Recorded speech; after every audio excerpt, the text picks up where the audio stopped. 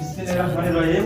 আপনাদের উদ্দেশ্যে আমি আগের ভিডিওতে আপনাদের উদ্দেশ্যে একটা ভিডিও করেছিলাম তো এমসিসি নিয়ে এবং আরসিসি নিয়ে।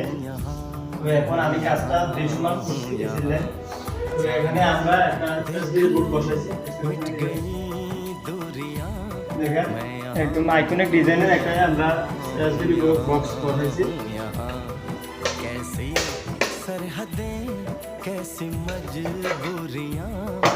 দেখতে পাচ্ছেন এখানে আমরা একটা 63 এম্পিয়ারের ডাবল ফুল সার্কিট ব্রেকার দিছি আর একটা 63 এম্পিয়ারের আরসিসিবি দিছি, ঠিক আছে? জিনিসগুলো খেয়াল করেন।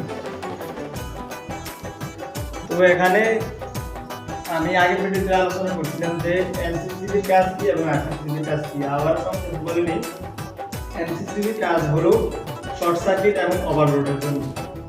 তারপরে আরসিসিবি কাজ হলো শর্ট সার্কিট, ওভারলোড এবং লিকেজ কারেন্টের জন্য।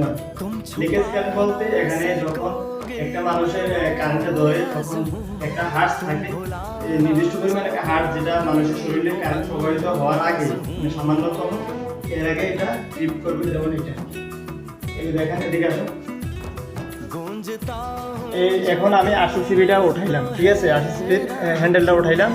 এখন মনে করেন এখানে আরসিসিবিটা ট্রিপ করবে, মূলত এটা তখন কাজ করবে, ঠিক আছে? এটা কারেন্ট চালু অবস্থায় কাজ করবে, মানে কারেন্ট না থাকলে এটা অটোমেটিক পড়বে না, ঠিক আছে? যখন এখানে আমি টিপ দিতেছি এটা পড়তে আসে না, দেখতে পাচ্ছেন? এটা যখন কারেন্ট থাকবে তখন এটা পুশ করলে বা অটোমেটিকলি এটা পুশ হইব, মানে এটা বন্ধ হয়ে যাবে আর কি, করে যাবে, টিপ করবো। তো এই জিনিসগুলো আর কি, এগুলো আরসিসিবির কাজ, ঠিক আছে?